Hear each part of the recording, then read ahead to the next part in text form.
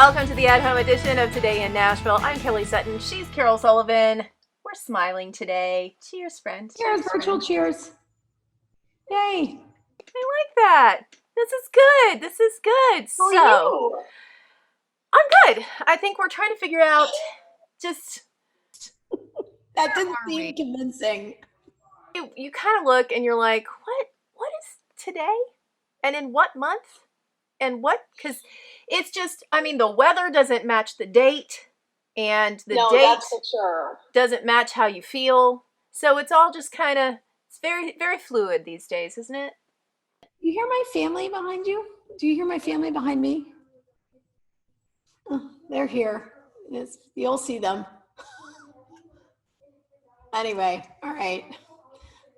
Which leads us into, it's going to be a long summer. What's happening at your house right now? I mean, honestly, we're doing okay right now. It sounds civil. It's when things get a little bit more heated, a little bit higher pitch. What do they call it? Like an exchange of ideas? Is that like the nice way of saying it? Exchanging ideas. There's a lot of ideas flying around this place. Aggressive exchange of ideas. I love that. Yeah, can we talk about the summer for just a minute? Okay, so here's what I realized. There's no place to put my kid. Like we have done, in the past, I love, one of my mom friends always says, you got to camp up. You got to get the camps. You set it out. It has really become a thing because there are certain camps that your kids really want to go to and they close because they get full. And so you got to make sure you get that date in and, you do the whole summer. You're planning the whole summer so that they have places to go while we do our jobs because, there's no school. Well, there are no camps. I mean, maybe some, I don't know. Are you looking at camps? Are you doing camps? Where are you on that? I'm looking at camps. No, girl, listen, summer around here is going to be like 1980s style, late 70s if I'm lucky. I mean, this is going to be, I'm going to tee up the old childhood book that I lived in, and they might be slurping from a hose if they're thirsty and just riding bikes. Do you know the best part? The best part about that was when you said 1980s summer, the first thing that came in my head was me drinking from a garden hose. Literally. No one was wondering about bottled water. Is this purified? Is that filtered? Is it clean? No, none of that. Just grab the garden hose, turn the spigot, let's get a drink of water. We're bringing it back. That's what's happening around here, at least at this point. And you know what? I'm okay with that. Like, everyone's going to have to, actually, people are starting to learn their own stuff around here too. Like, if they want it, can they make it? John wanted ice cream the other day.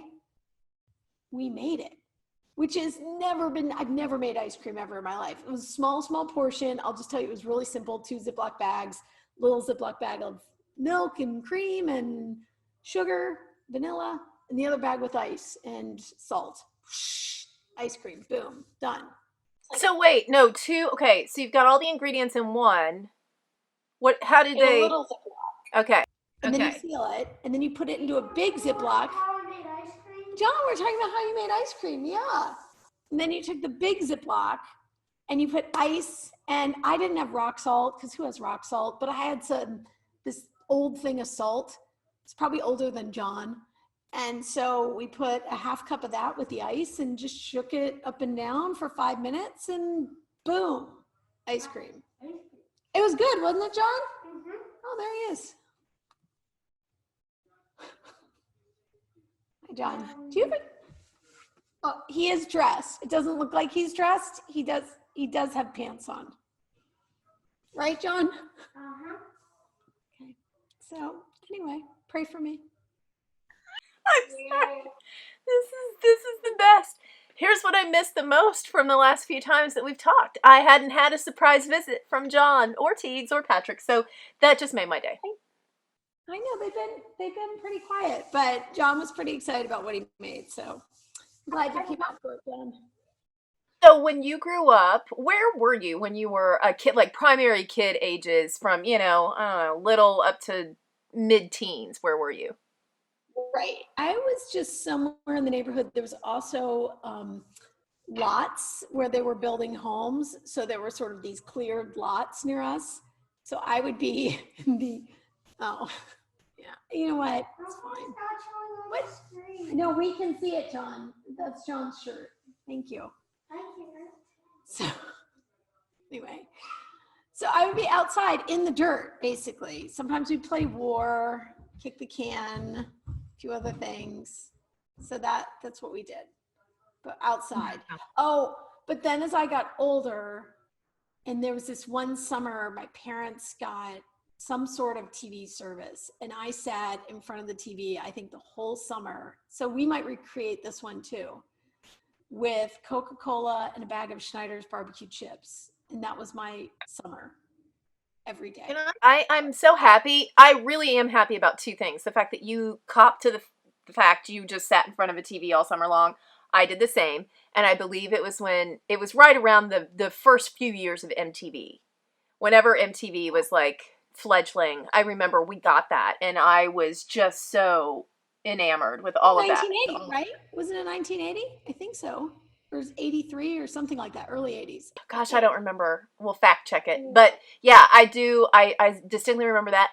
And the fact that you were just drinking Coke and eating chips, girl, I drank Pepsi from literally 2 or 3, probably, if I'm being honest. And weird too, because we were a Pepsi, my dad still is a very big Pepsi drinker. And that is a dividing line. That is a very divisive fight right there. You are on one side or the other. Yeah. Back in the day, I have to say I've evolved from that position, but back in the day, if I knew that you were a Pepsi house, I would be like, I'm a Coca-Cola, like, which is really so ridiculous. It's so how did they get into our heads like that? How did they do that to us? Marketing genius is all I gotta say. Do you remember they had, well, and I don't know, since you were a Coke, you remember New Coke, which was like major fail, but for us it was Crystal Pepsi. It was the clear Crystal Pepsi, and it was awful. I mean, just to sum it up, it was awful. I don't know if did Coke do Coke Clear?